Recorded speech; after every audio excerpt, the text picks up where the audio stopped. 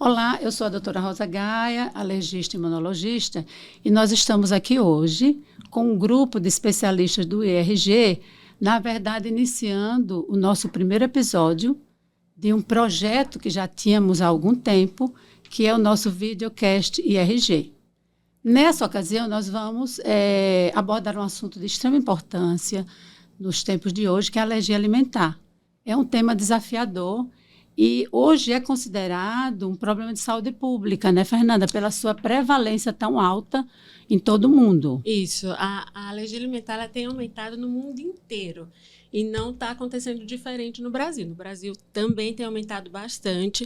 Estima-se que de 6 a 10% da população infantil tem alergia alimentar e, na prática, a gente vê isso mesmo no consultório. E isso tem acontecido pelo estilo de vida das pessoas, estilo de vida mais urbano, uso mais frequente de antibióticos, o parto cesáreo, que tem sido cada vez uma opção para as mães.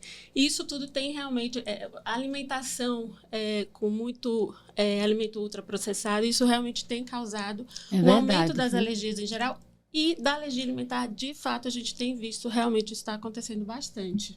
Né, Natália? Pois é, e na verdade hoje também chega muita gente no consultório, né, falando que tem alergia e na verdade também não é alergia. Isso né? Muito. Que eu acho que a primeira coisa que a gente quer conversar hoje é explicar o que realmente vai ser uma alergia alimentar. Porque hoje todo mundo que tem qualquer probleminha com qualquer alimento passou mal, né? Teve uma dor de cabeça, a ter uma diarreia, já considera uma alergia. E existem algumas coisas que a gente pode, né, direcionar para o paciente entender se é alergia ou não. Então, a alergia alimentar em si, sim, nós vamos passar mal com o alimento, mas existem algumas alterações imunológicas que o indivíduo vai passar a ter que realmente ele tem que excluir aquele alimento da dieta. Não vai ser uma simples... aí falar em exclusão é interessante, porque às vezes o paciente acha que tem alergia e exclui absolutamente tudo. Exatamente. Então, isso que você está fazendo, essa colocação é muito, muito importante. E eu não sei o porquê as pessoas, qualquer coisa que tem, já associa a primeira coisa, é como você falou, a primeira coisa é o alimento. Né? Então, assim, teve uma dor de cabeça, porque semana passada eu comi chocolate. É a primeira coisa que eu já associo ao alimento, mas não é bem assim. A alergia, isso não é alergia, né? Exato. A alergia alimentar, ela, como eu falei, vai passar por um processo imunológico. Lógico, existem alguns tipos de alergia para a gente denominar o paciente, mas a dor de cabeça não é simples assim, né? Então, a gente passa por sintomas como urticária, inchaço, vômitos, que são os mais conhecidos, mas até de bebês, né? Que a gente pode ter um sangramento nas fezes, a gente pode ter uma irritabilidade. Então, na primeira suspeita, eu acho que o importante não é... Lógico, você está suspeitando, você vai excluir, mas eu acho que você tem que procurar o profissional correto.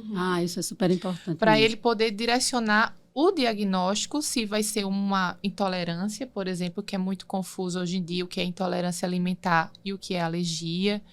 O que é intoxicação, que às vezes a gente come algo que está, né, contaminado e a gente também acha que é alergia.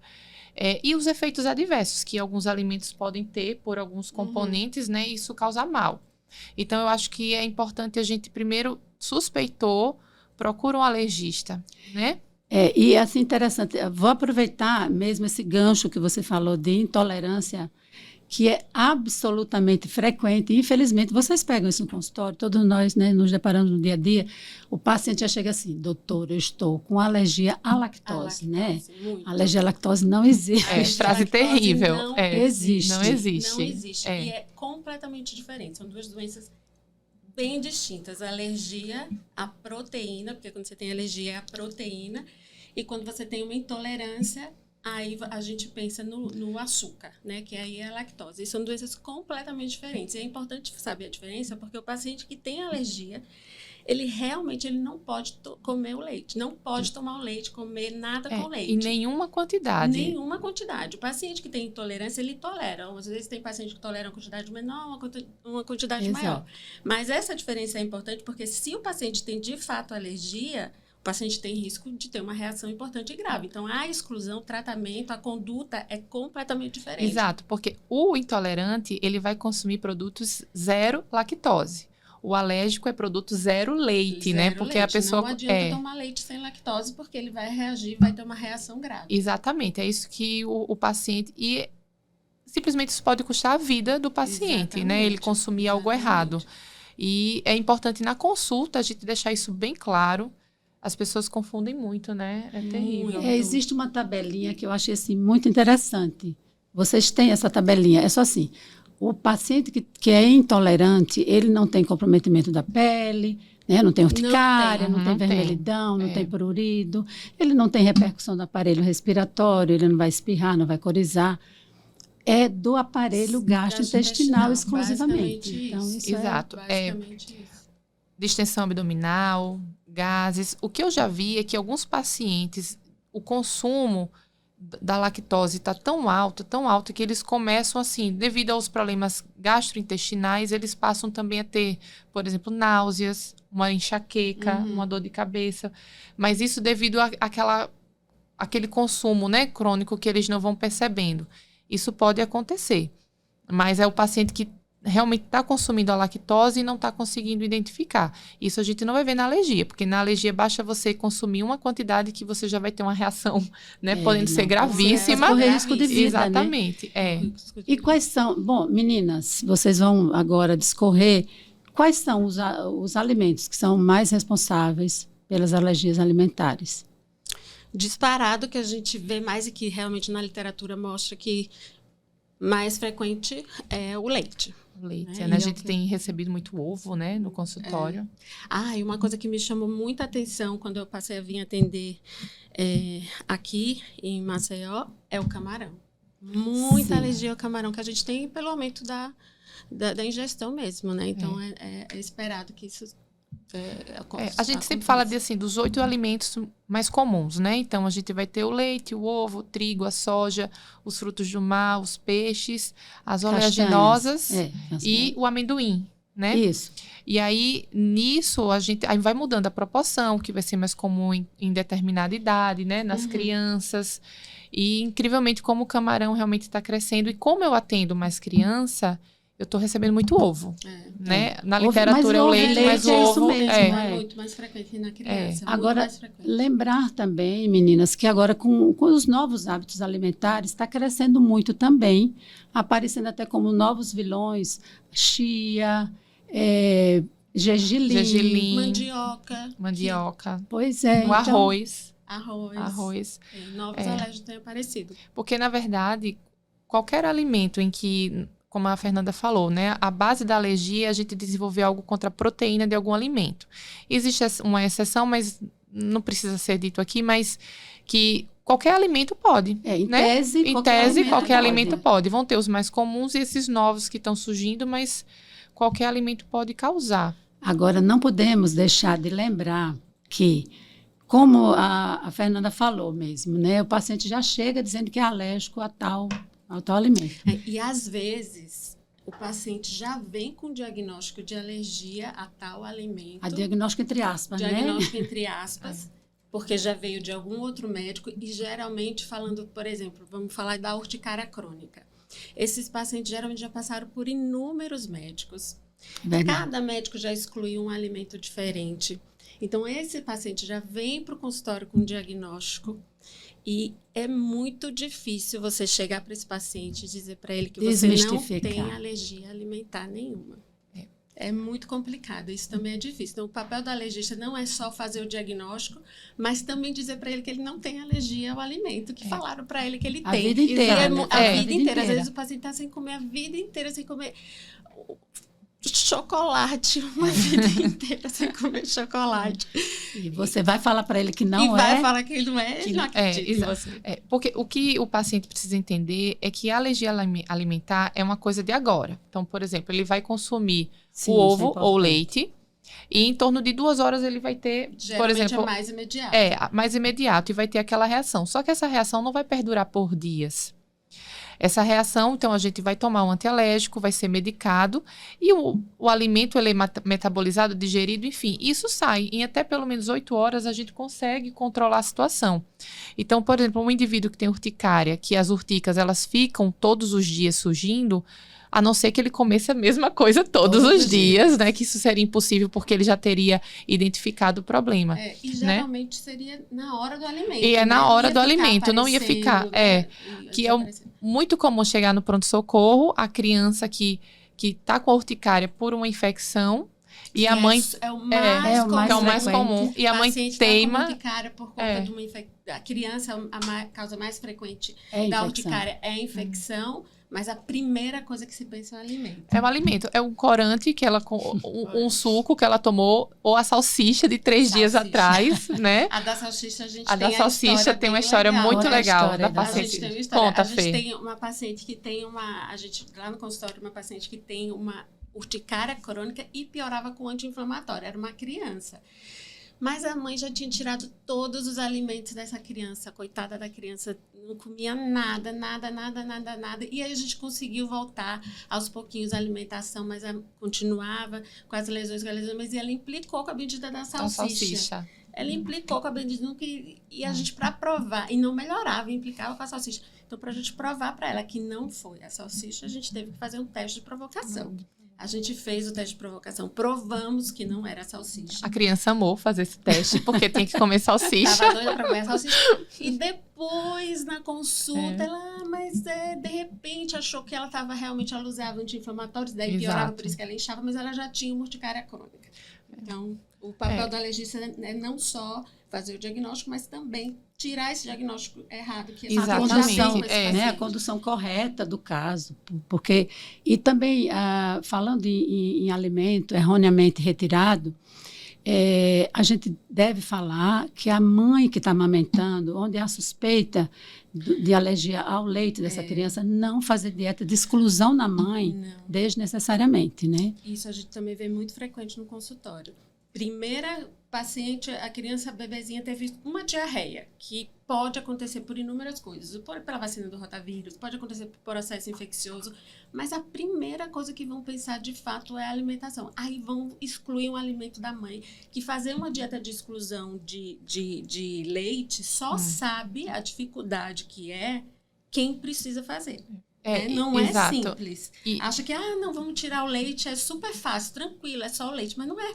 Tudo contém leite. E a criança não melhora, obviamente porque a causa não era essa, e aí passa a fazer várias dietas de exclusão na mãe, e é uma mãe que chega só comendo arroz e frango no consultório, que não é assim. Então, até para pensar na dieta, pensar que, tipo, se eu tenho um bebê que está sendo amamentado, e ele tem sintomas que levam a suspeitar que é uma alergia alimentar, o primeiro alimento realmente envolvido vai ser o leite. Mas a gente tem que explicar a essa mãe que, se for iniciar uma dieta, ela tem data para começar e data para terminar, né? Ô, Nádia, e é muito difícil, né? Ter que excluir.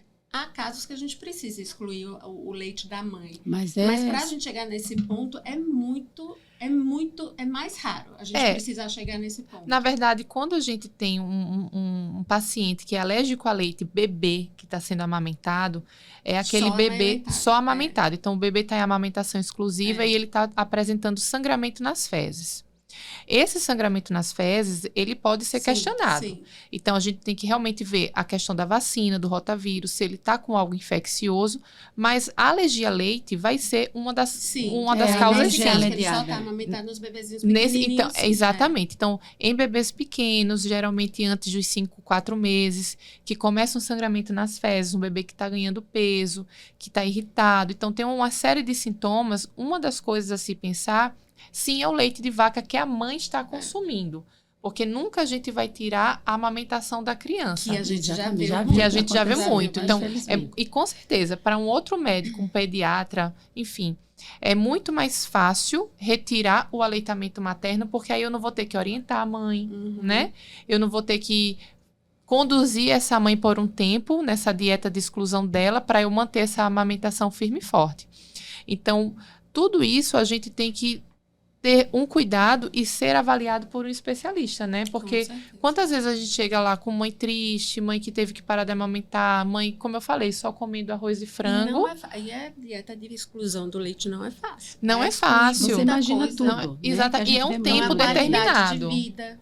né? Emocionalmente para essa Emocionalmente, mãe, O custo, porque aí a alimentação fica muito mais cara, emocionalmente. e mais a mãe fica muito- restrito, né? E lembrar que toda vez que eu tiro um alimento seja de uma mãe que amamenta, seja do bebê, eu tenho que repor algo. Uhum. Então, se eu vou fazer uma dieta de leite, eu tenho que ter cuidado, porque lembrar que o leite é rico em cálcio, por exemplo, né? Tem que É um repor dos alimentos cálcio. mais importantes, Mais né? importantes. Então, toda vez que seja retirado e a gente vai propor uma dieta de exclusão, a gente tem que estar bem acompanhado com a nutricionista, Uhum. né?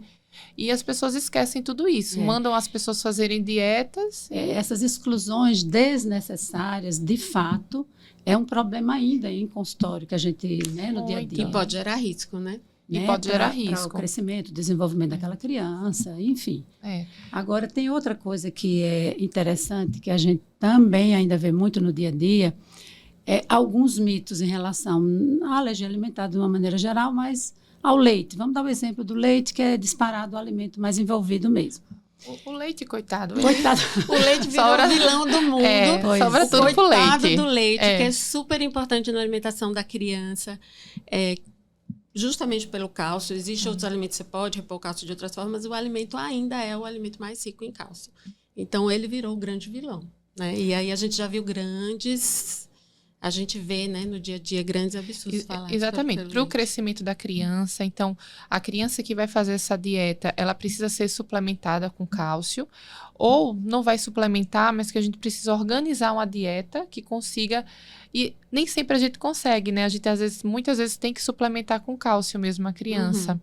Infelizmente, vão ter crianças que vão precisar fazer essa exclusão, porque a alergia é muito grave. Isso, né? quando precisa, tem que Quando fazer. precisa, tem que Mas fazer. quando não precisa, o paciente tem riscos de ficar nutricionalmente comprometido, além de fazer realmente virar um alérgico IgE imediato, Exato. né, por conta da exclusão. É, E aí exclusão. tem risco de vida. Porque estão botando a culpa no leite de coisas que às vezes basta a gente mudar algumas atitudes na nossa vida, né? Para melhorar sei lá, de atividade física, mas tudo é o leite. Tudo Então, é o se eu leite. estou Tudo é o cansada, alimento, estou com dor de cabeça, estou com enxaqueca, foi o leite que eu tomei.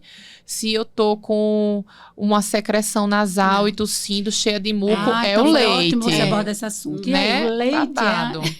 é inflamatório, o leite aumenta as Não secreções. existe nenhum estudo que de fato consiga comprovar isso, mas assim a gente pode dizer e afirmar que o leite não aumenta a secreção. Muco não é Exatamente. causa de rinite isoladamente, isso não acontece.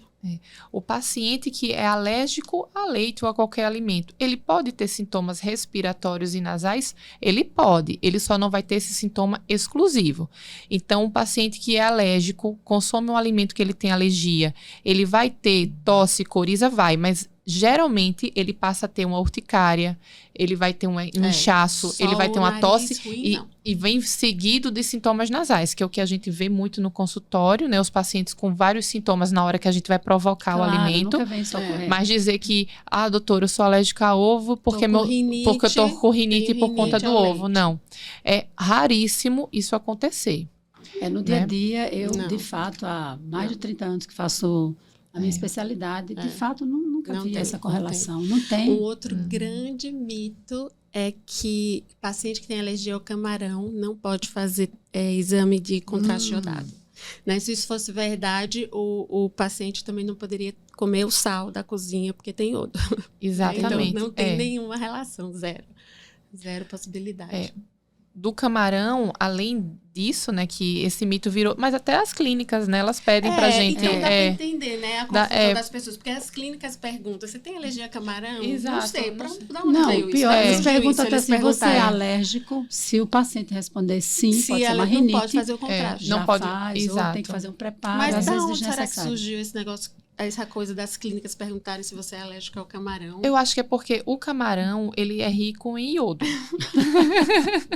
O contraste tem iodo. Só que eu acho que a conexão foi essa, mas não enfim, tem nada a ver, porque a alergia é a proteína Exatamente. do camarão, que é a tropomiosina, então não tem nada a ver com iodo.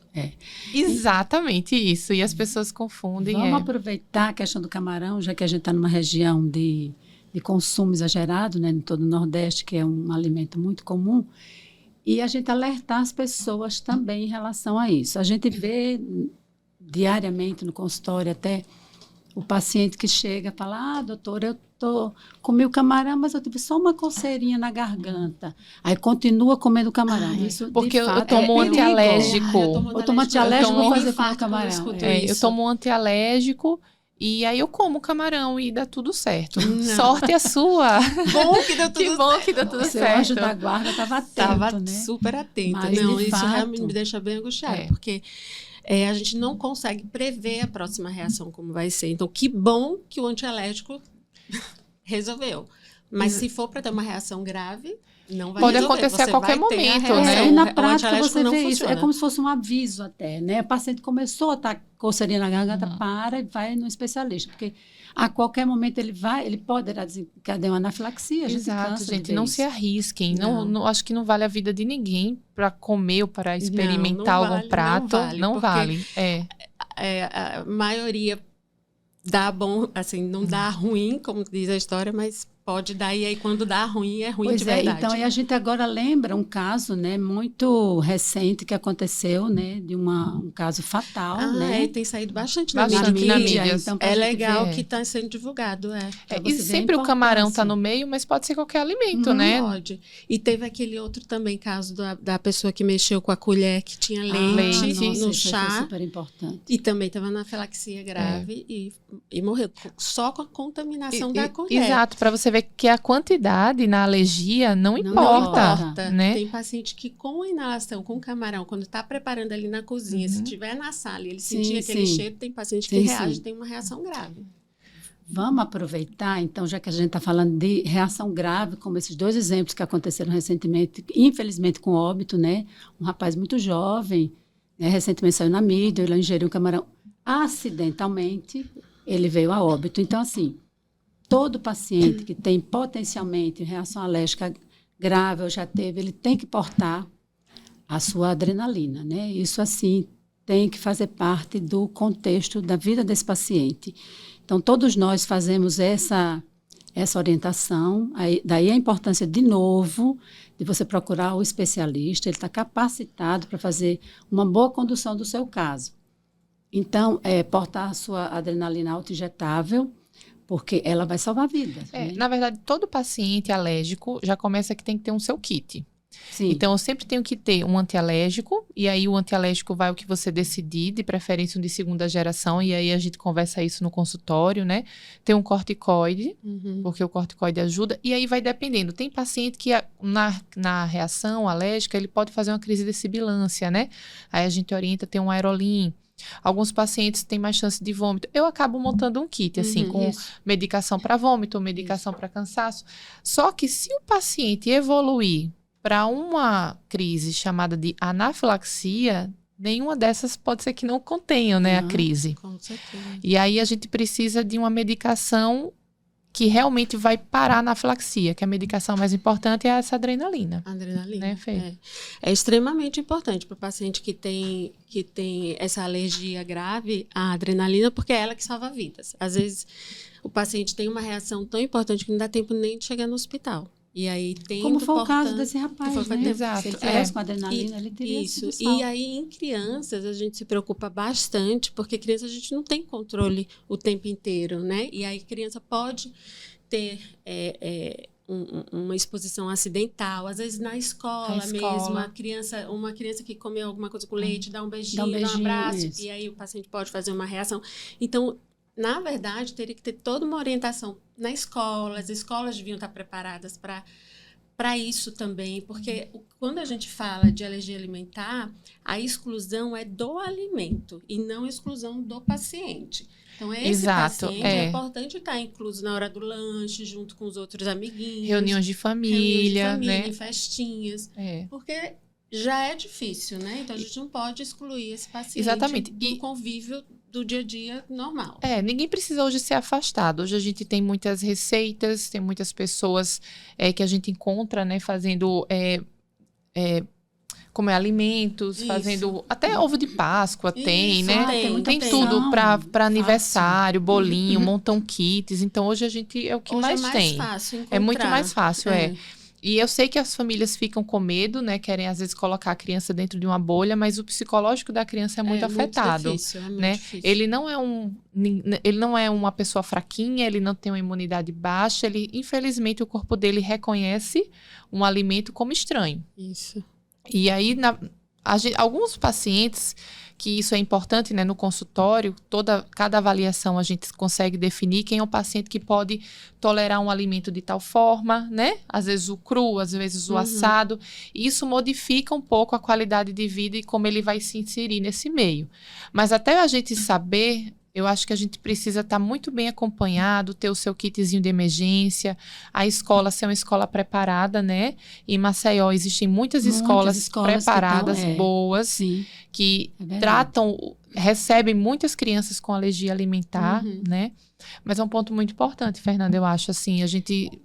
e a leitura de rótulos, viu, também, meninas? Ensinar, essa abordagem é bem interessante. E é importante mesmo que o paciente já está acostumado a comer aquele alimento, sempre que for comprar, fazer sempre a leitura de rótulo, porque às vezes a indústria troca os ingredientes e não avisa. Infelizmente, a gente não tem aqui uma legislação, né? Assim, ainda, total para reger. Que esteja lá. Na verdade, é obrigatório hoje que todos os alimentos, eles sejam informados. Hoje, até mesmo sobre açúcar, colesterol, tem que ter isso informado, mas atrás, né, no rótulo, é obrigatório sim, que tenha escrito os componentes e o que contém ou o que pode conter, que é o que muitas vezes as pessoas não sabem diferenciar. Então, tá lá, biscoitinho tal, aí tá lá, ingredientes, farinha, leite, açúcar. Opa, o leite é o segundo ingrediente, às vezes tá não muito... Tá lá leite. Aí pode ser que não esteja leite. Exatamente. Essa que é a dificuldade maior de leitura do rótulo, porque não tá lá o nome leite. Esse é o grande problema. Existem coisas que podem realmente mimetizar, né? E a gente vai ficar meio perdido. E aí, outro papel importante do alergista é dar essa listinha, né? Como, tipo, lactulona, né? Isso. E aí é um monte de nomezinhos, lactobumina, um monte de nomezinhos. Nomes esquisitos. Caseína, whey. Para o paciente dificulta a vida dele. Então, se tivesse essa legislação realmente, de fato, que tivesse proibido para alérgicos ao leite, ou tivesse lá de fato só leite, alérgico aos leites, não pode, tivesse uma coisa que destacasse bem, facilitasse a leitura do rótulo. E tem também assim, pode conter, ou seja, são traços, né? São traços, a gente não consegue assegurar a quantidade realmente de leite que vai estar ali nesse alimento que tem o pode conter. Por via das dúvidas, se a gente já sabe o paciente que reage a traço, a gente evita, e pacientes que não reagem, eles acabam comendo e dá tudo certo, né?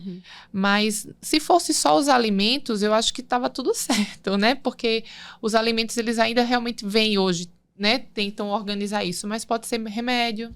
Né? Sim, que tem, pode ser remédio, cosmético, sabonete. Cosmético, né? Isso mesmo. E aí, hoje saiu uma norma pedindo para que as medicações hoje nos informem isso, mas até lá, a gente, infelizmente, hoje ainda tem que fazer a ligação no saque, né, de cada medicamento para saber o que tem, o que pode ter de alérgeno ali. E, às vezes, a gente já identifica, por exemplo, na bula contém lactose. Esse contém lactose, o paciente alérgico a leite, o ideal é que ele também exclua, né, porque apesar da gente saber, é só o açúcar, mas podem ter proteínas ali que não tenham, né? E aí a gente exclui também. Aí a gente volta a frisar, né, a importância de realmente este paciente que tem suspeita de qualquer alergia alimentar, ele de fato procurar um especialista em alergia, porque aí a gente pode entrar como fazer o diagnóstico, né? Tá, meu filho está com suspeita de uma alergia a alimento X. Como que a gente vai fazer o diagnóstico? E esse diagnóstico realmente ele precisa ser feito e bem feito, porque se você tem alergia e não exclui, você tem um risco muito grande. E se você não tem alergia e está excluindo, você tem um risco muito grande. Exato. Então, é um diagnóstico que precisa ser feito. Não dá para ficar, eu acho que tem, acho que não tem. E hoje a gente dispõe de exames, né, testes alérgicos, os mais variados, a depender da gravidade e do alimento que está envolvido. A gente tem uma gama de testes que a gente consegue especificamente saber o que é que esse paciente é alérgico e daí uma condução correta, né? Quem não é alergista, né, precisa entender, porque o paciente não tem essa obrigação, né? Quem tem é o médico que vai estar lá conduzindo, é saber que eu posso pedir um exame e vir positivo e ele não ser alérgico, como eu também posso pedir um exame e vir negativo e ele ser alérgico, porque existem mecanismos de alergia alimentar em que o exame ele vai vir negativo, mas o paciente é alérgico.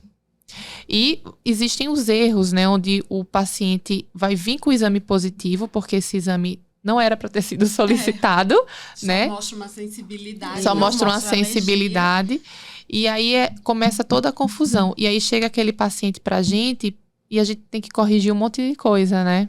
Não, e quando você pergunta, você é alérgico? Ah, doutora, eu sou alérgica a tudo. A tudo. Mas por que quê? aconteceu? Olha aqui a eu lista. fiz o exame e os exames vieram que eu sou alérgica a isso. Mas ok, você já teve alguma reação? Não, sempre comi, nunca teve sempre nada. comi. Mas eu sou alérgica. Eu às vezes falo, eu até comi ontem, com medo, mas eu comi ontem. E deu tudo certo. Então, isso é uma sensibilização.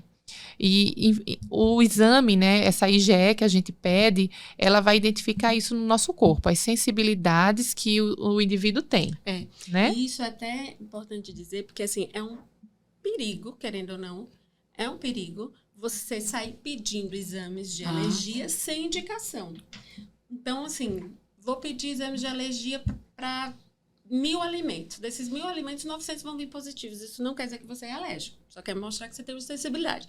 Então, se o médico sai pedindo um monte de exame de alergia e o exame vem positivo, o paciente para de comer aquilo, de novo, a gente volta àquele risco de estar gerando um tipo déficit de crescimento nutricional e realmente fazer uma alergia já imediata. E aí vem esse risco, essa nova norma que veio de fazer testes em farmácia. Recentemente. E aí é um grande perigo. Imagina que todo mundo chega na farmácia, eu quero fazer teste de alergia para saber se eu tenho alergia a esse ou esse alimento que não tem nenhuma indicação, só porque teve uma dor de cabeça uma semana depois, teve sintomas que não teve nada a ver com a alergia. E aí vem positivo, imagina o tanto de gente que não vai ter alergia alimentar sem de fato ter. Porque o que é que acontece? Então, eu como ovo, todos os dias eu, Natália, como ovo, e aí eu faço um exame que tá lá, IgE para ovo 2,5. E aí o médico, positivo. Aí o médico diz, minha filha, você é alérgica a ovo. Eu disse, poxa, então tá bom, vou cortar o ovo. Só que aí o meu sistema imunológico, ele já tava em alerta. Só que como eu comi o ovo todos os dias, ele considerava aquilo ainda amigo do meu organismo. No momento em que o indivíduo resolve parar, porque teve esse exame errado, e ele resolve parar por 3 meses, 4 meses, e aí depois que ele volta a consumir, o que é que o sistema imunológico vai entender agora? Opa, peraí, esse negócio aqui tá errado, isso não é, eu acho que eu não gosto disso não, já tem esse alarme aqui, e aí é esse o risco, e a pessoa desenvolve uma alergia. E aí você não entende, nada foi explicado, e é isso, as pessoas correm muito risco, né, com isso. E eu gosto muito no consultório, né, vocês provavelmente fazem isso também, é de mostrar, quando chega esses pacientes, coitados, eles já chegam tão traumatizados, e assim, você tem que explicar de fato, para haver uma reação alérgica ao alimento, tem que existir essa causa e efeito, não pode ser diferente, você comeu, vai ter reação. O paciente comeu 2 dias depois, eu tenho alergia a alimento X. Infelizmente, a gente não tem como prever a alergia. A alergia a gente só sabe uma vez depois que já teve reação. Infelizmente é assim. Você tem que ter tido uma reação primeiro. Prévia. Exato, que é o que a gente recebe muito, a mãe que vai começar a introdução alimentar no bebê e tem medo, não sei o que é que acontece, e ela quer fazer uma triagem. Então, ela, né, doutora? Ela chega lá, gente, eu quero saber o que é que meu filho tem alergia, para saber o que é que eu posso ou não posso dar. Aí começa a confusão no consultório. A propósito disso, eu acho que a gente aproveita e dizer, tem como a gente prevenir uma reação, uma alergia? Por exemplo, a gente sabe que existe uma tendência genética, né, muito forte. Você tem que ter um comando, um estímulo, você tem que ser geneticamente marcado para você desenvolver uma alergia. Aí tá, a mãe está grávida, o primeiro filho, tem alergia ao leite. E aí a mãe chega, eu preciso prevenir para o meu segundo filho, que vai nascer agora, não ser alérgico. O que vocês sugerem para essa mãe? A única coisa que a gente pode fazer, de fato, é aleitamento materno. Aleitamento materno, é isso Aleitamento materno, controle ambiental. Isso. E introdução, pegar a janela imunológica, 6 a 9 meses, introduzir principalmente amendoim. O que alguns estudos falam é que a mulher gestante hoje, né, que ela estiver bem alimentada, então ela já tem que iniciar o preparo da sua microbiota, porque ela tendo uma microbiota adequada, ela vai passar isso para o bebezinho dela, que está lá na barriga. Então, a mãe muito bem alimentada e suplementada corretamente, sem nenhuma loucura. Então, a gente faz... O que é suplementada adequadamente? Ela está com a vitamina D boa, nas necessidades, né, do que é preconizado. Ela tem sem superdosagem, não. Né? Então, se tiver com nível baixo, fazer a reposição. Então, ela está com a boa vitamina D. O ômega 3 também está sendo muito bem estudado hoje. E fala-se que é muito legal. A gestante hoje, ela está suplementada. E a gente sabe os riscos que tem de prevenção cardíaca, enfim, cardiovascular, mas isso ajuda também. E não há uma comprovação científica disso que eu vou falar. Mas muitos estudos falam a favor da gente melhorar a flora com probiótico. Não que isso vá prevenir, porque eu tenho mãe no consultório que fez tudo bonitinho, mas se esqueceu da genética, da epigenética, que isso tudo pode influenciar. Mas assim, a gente pode orientar. Eu não recebo, né? A gente não tem esse costume de receber a gestante. Mas a mãe que chega com o filho que já... doutora, meu filho pequenininho, e aí volta a história da introdução alimentar. O que é que, assim, vê se vocês concordam. Não, ele vai ter que comer tudo de maneira adequada. Agora, quando tem um familiar que a história de alergia é muito grave, então, por exemplo, o pai é anafilático a camarão, ou o irmão é anafilático a leite, a gente pode olhar com um olhazinho mais generoso para essa criança na hora de consumir tal alimento, sabe? Não que a gente vai fazer loucuras e vai sair... Porque o que é que tem que deixar bem claro? Que se coletar um exame e vier positivo, isso não é alergia. A gente não sabe. Já sabe que é sensibilização. A gente vai ter que... Ele vai ter que comer. A gente só sabe que tem alergia comendo. Só que o que é que a gente pode fazer? Vai para o consultório da gente... E essa criança, se ela tá com medo, ela come com a gente, né? Que é o quê? O nosso teste de provocação. Isso. Que é o padrão ouro pra gente falar se o paciente tem alergia ou não. Como ela tem medo de fazer isso em casa, ela faz com a gente no consultório. Que é o correto, né? Que é o a gente correto. sabe que é o padrão ouro para diagnóstico de alergia alimentar. É uma coisa nova, relativamente nova. Mas é importante dizer que, antigamente, se postergava essa introdução, né? Para depois de 2 anos. Hoje tem que ser precoce.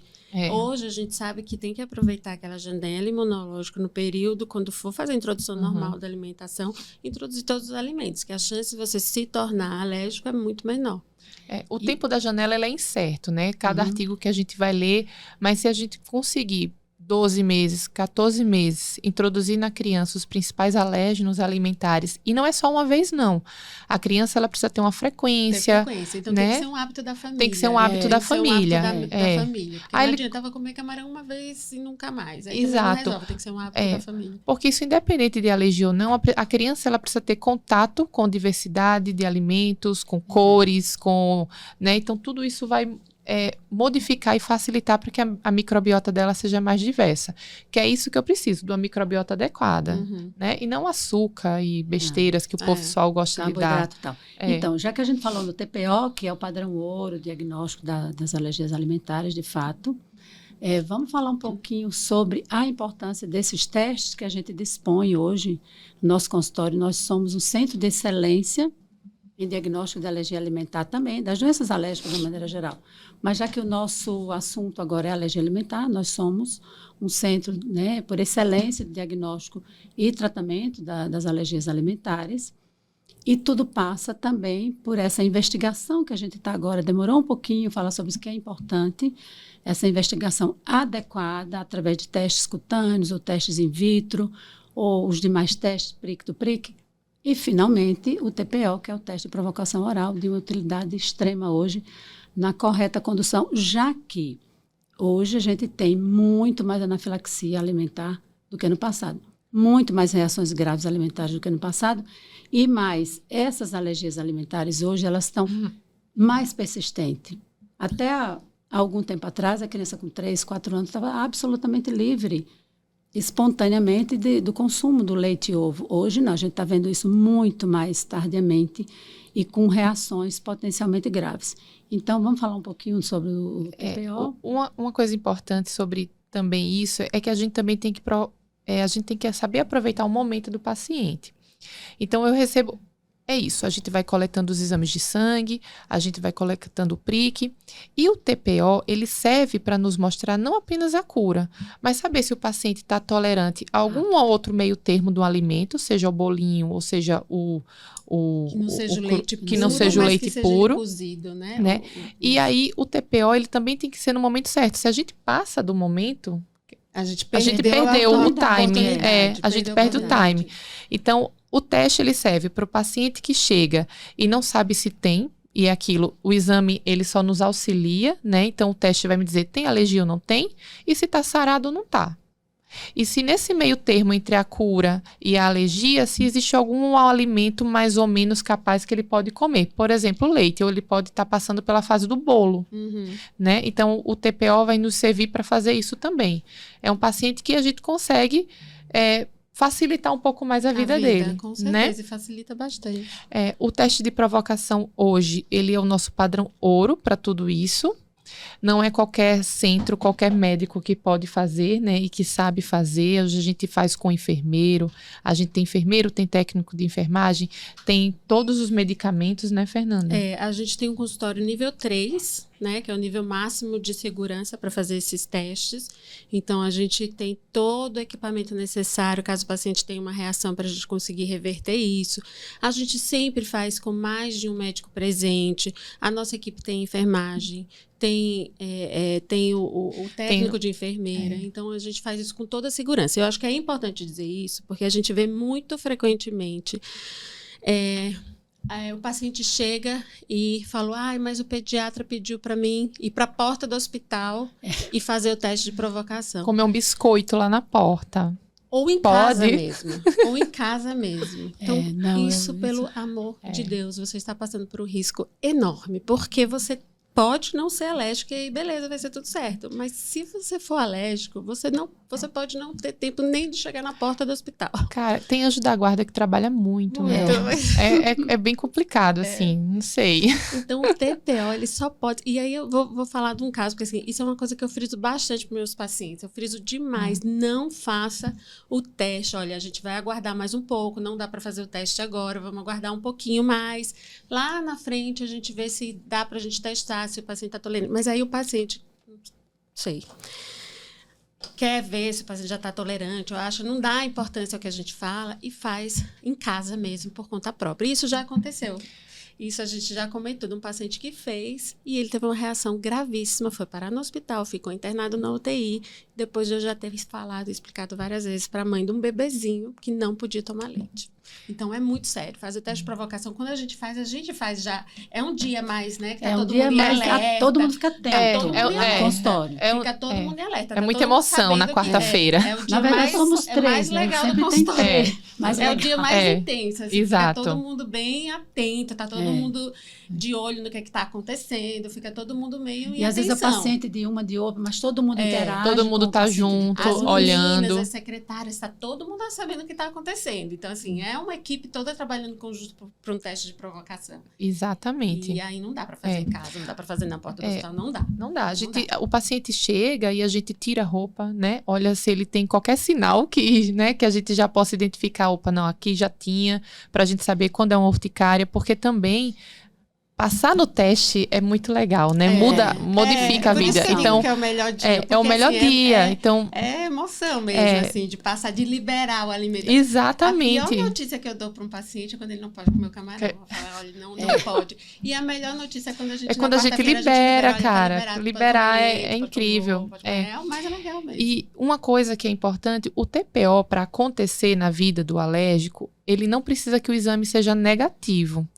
Que eu recebo muito paciente, faz, doutor, eu tô há anos acompanhando, e ele só vai dizendo, a alergia ainda tá presente, a alergia tá presente. Vai ficar. o que é importante a gente ver? Se os exames estão em queda, se estão estáveis. Então, é toda uma história do paciente para a gente decidir fazer o TPO. Então, a gente não espera, né? A gente não espera negativar. Não. E é um erro muito comum e isso atrapalha, porque às vezes é nesse momento em que a gente viu que está um pouquinho mais baixo, mas o outro esperou negativar, que perde o time. Aí, depois de um tempo, volta, faz uma nova coleta e aí aumentou demais, porque o sistema imunológico dele não aguentou. E aí é o momento que, pronto, pode ser que aí a gente não consiga mais agir, né? E aí existe, lógico, a gente também não vai aqui deixar tudo romântico, existe o paciente que não cura, né? Infelizmente, o TPO, ele vai nos mostrando e nos direcionando, ó, tá reagindo, ou os exames estão muito altos, e aí é um momento que a gente pode pensar e falar, ó, aqui não dá. E a depender do alimento, existem alguns procedimentos que a gente pode fazer para ajudar, né? Aquele velho empurrãozinho, né? Que é a sensibilização, que é o tratamento que a gente faz para quem de sensibilização, é um que é tratamento muito... que a gente é como se a gente fizesse o sistema imunológico se readaptando àquele alimento, se adaptando, na verdade, àquele alimento. Então, a gente vai dando doses pequenininhas, progressivas, durante um período, e para ver se o paciente tolera. A importância desse exame é justamente isso, o risco que o paciente está passando. Então, principalmente as crianças que têm alergia ao leite, que tem aquele risco de contato acidental. Por exemplo, a gente está fazendo hoje a de sensibilização no paciente, que é uma criança, então tinha contato acidental com muita frequência. Tinha bastante, já teve casos de anafilaxia, reações importantes, com muita frequência pelo contato mínimo que tinha com o leite. Exato. E ele já estava chegando a uma determinada idade que a gente, peraí, já era para estar tendo algumas respostas que a gente não tinha, né? O risco aumentando, os exames altíssimos, o risco aumentando. E a gente fez bem, eu acho que a gente pode dar aquela velha forcinha agora, né? E modificar. E uma coisa, meninas, a gente precisa dizer isso, né? Até há pouco tempo, esses pacientes, né, após todo o acompanhamento correto com um bom especialista, tudo feito diagnóstico, tudo muito bem acompanhado, você decide a etapa final, que é a dessensibilização, né? Aquele alimento que ele vai ficar curado. Até há pouco tempo, essas crianças, elas iam para fora de Alagoas. O foco era realmente São Paulo, que foi o primeiro centro onde começou essa sensibilização, mas até há pouco tempo, todas as crianças que fizeram de sensibilização aqui em Alagoas, elas fazem em São Paulo.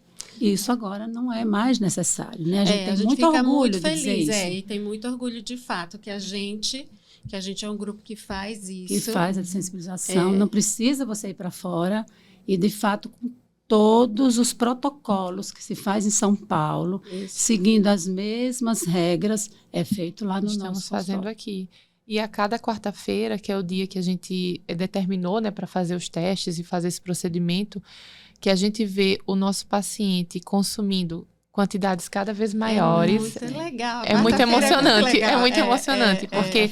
Então, esse paciente, por exemplo, que não podia chegar perto do leite, hoje está com 50 ml de leite. No total do dia da 200... Não, quase 200 ml. Então, assim... Porque, de risco, ele saiu dessa zona, já está saindo da zona de risco, está quase lá, já está quase terminando o tratamento. Exato. É um tratamento que não é fácil, obviamente, né? A gente tem toda uma conversa com os pais, tem uma preparação antes de fazer alguns exames que ele deve fazer, ele deve sempre portar a adrenalina.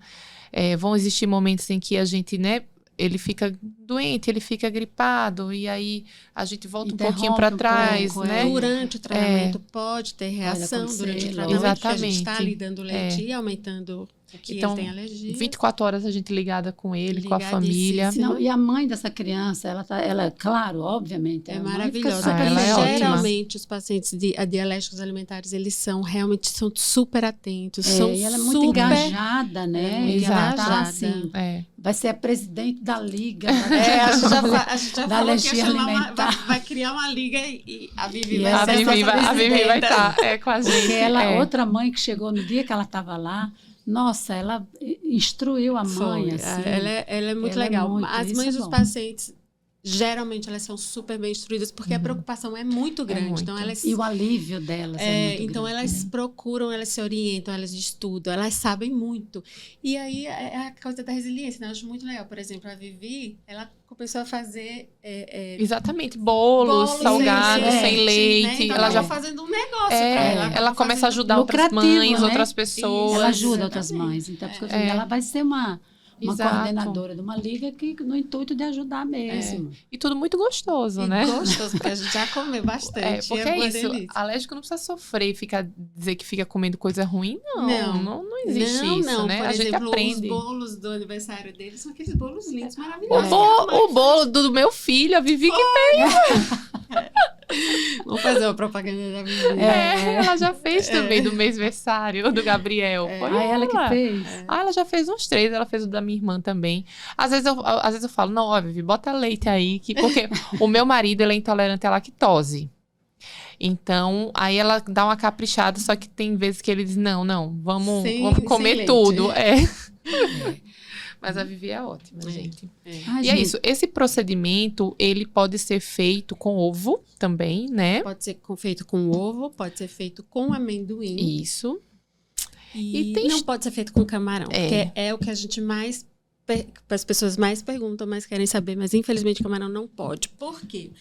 É um tratamento que, na verdade, é um tratamento É um mesmo. tratamento, O alimento acaba servindo como medicação. Exatamente, Então, você teria que comer o camarão todos os dias. Uma quantidade X, Não crescente. existe protocolo para isso. Então, não tem. Não, e tem diferentes espécies de camarão também, né? Exato, doutora, é verdade. Isso muda tudo mesmo. Muda todo o contexto. E o paciente às vezes, doutora, eu como camarão de rio, não tenho. Como camarão do mar, eu tenho. Como camarão com casca, não tenho. Isso. Então, o camarão é bem camarão é um delicado. assunto à parte. O camarão é bem desafiador. Peixe é um assunto à parte. É. Na verdade, a alergia alimentar, né? A Natália, que é nossa expert em alergia alimentar, ela sabe que tem todo um mundo à parte. Então, dentro para a da gente ver alergia que não é alimentar. tão simples assim, porque as coisas estão ficando cada vez mais frequentes e graves mesmo. Alimentos que no Exatamente. passado não tinham nem menor importância em relação à alergia, hoje, na Hoje anafilaxia, ganhando força, Hoje vilões assim, master.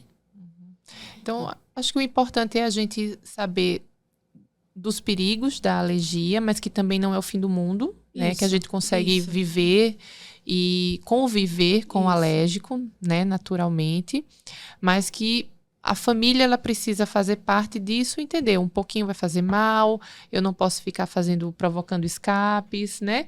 O paciente saber quem vai tolerar traço e quem não vai, quem tem que portar adrenalina e quem não tem, né, Fê? Isso.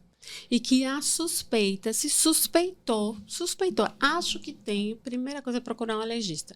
Porque senão vai ficar excluindo a vida inteira, pode dar prejuízos e o diagnóstico não vai ser bem feito. Então, procura um alergista para te orientar adequadamente. São pontos, de fato, cruciais. Eu corroboro com vocês isso. A minha preocupação, de fato, suspeitou, vai para um especialista. É ele que tem a capacidade de investigar e conduzir de uma forma correta. Procura um bom especialista, porque, por exemplo, as mães chegam muito dizendo: meu filho tem alergia a chocolate, carne de porco e corante. Olha só, é muito raro. É uma coisa rara.